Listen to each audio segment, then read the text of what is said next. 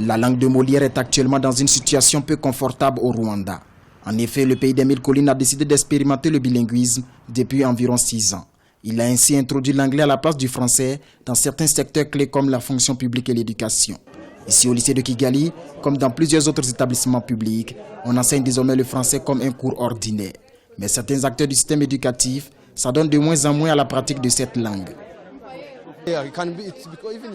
Nous sommes conscients que le français est une langue internationale, c'est pourquoi nous devons l'apprendre, mais j'aime plus l'anglais car comparativement au français, son apprentissage est aisé. Je préfère dispenser les cours en anglais car c'est facile pour moi, mais en français je n'ai jamais essayé. Les autorités rwandaises ont décidé de faire revenir intensivement les cours de français à partir de la classe de 4e primaire. Elles ambitionnent ainsi de garder de bonnes relations avec près de 900 millions d'utilisateurs de la langue française dans le monde.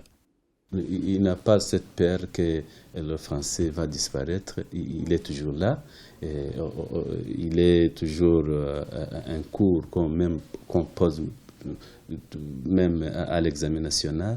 Donc c'est un cours qui est très respecté. Il est toujours là, le français. L'Organisation internationale de la francophonie compte à ce jour 77 pays membres et plus de 890 millions d'habitants répartis sur les 5 continents.